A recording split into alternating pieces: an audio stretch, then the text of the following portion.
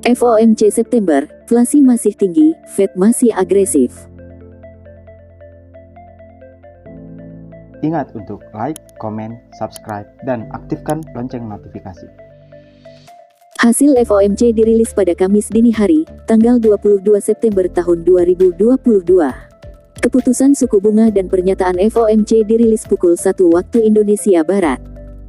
Suku bunga diduga naik 75 basis poin menjadi 3,25% dari sebelumnya 2,5%. Konferensi pers Ketua Fed Powell dilaksanakan pukul 1.30 waktu Indonesia Barat. Pentingnya proyeksi ekonomi Fed. Pertemuan Fed AS pada September akan berbeda dan lebih penting bagi investor dan pasar. Karena selain keputusan kenaikan suku bunga yang akan diambil Komite Pasar Terbuka Federal atau FOMC, proyeksi ekonomi AS juga akan diumumkan. Proyeksi Fed sangat penting karena mereka akan menguraikan kemungkinan arah kebijakan untuk sisa tahun 2022 dan 2023. Fed rapat untuk memutuskan kuantum kenaikan suku bunga berikutnya. Secara luas diperkirakan bahwa kenaikan suku bunga bisa mencapai 75 basis poin. Atau bahkan 100 basis poin mengingat angka inflasi Agustus yang persisten yang baru-baru ini diumumkan oleh Biro Statistik Tenaga Kerja AS.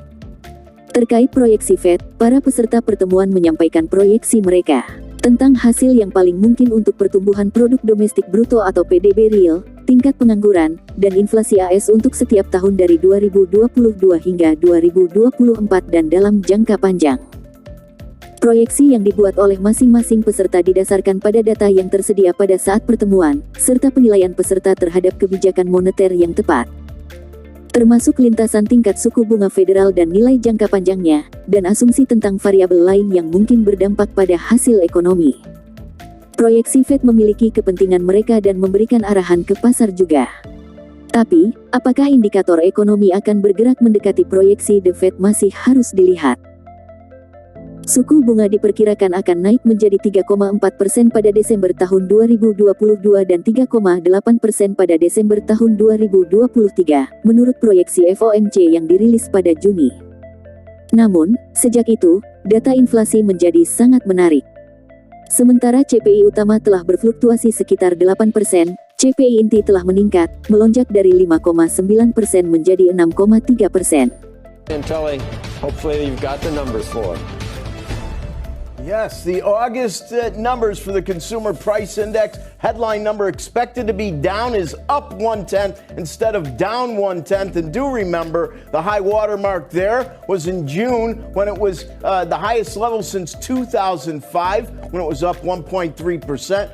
Up only 1/10, of course, is the lowest. Well, since last month we're unchanged. If we strip out the all-important food and energy, and do understand, gas was down, 26% month over month. It's food that we have to pay attention to, up 0.6%, double the expectation. And the high water mark there is up 0.9. That was in April, and that went back to 1981, up 0.6. Well, if you look at up 0.7 in June, that's kind of our comp. Now, the year-over-year numbers, expecting up 8%, up 8.3 on year-over-year, up 8.3. High watermark there was, of course, 9.1. That goes back to 1981. 8.3 equals April, and it is the lowest level since February when it was 7.9. And if we strip out the all-important food and energy on a year-over-year perspective, it's also hotter than expected, up 6.3%. We're expecting up 5.9. The high watermark there, up 6.5. That was in March. That was the highest since 82. So when we see 6.3, that actually now is the highest since March of when it was the highest since 82. We've had 4 months in a row where it was moderating a bit. We'll call an end to that. Ini adalah pemeriksaan realitas untuk Fed karena ekonomi menghadapi kenaikan harga yang tidak terlihat dalam lebih dari 4 dekade. Pada tahun 2022, Fed telah menaikkan suku bunga sebesar 225 basis poin sejauh ini. Dan dalam lingkungan inflasi seperti itu, Fed diperkirakan akan memberikan kenaikan suku bunga terbesar yang terlihat dalam 40 tahun terakhir.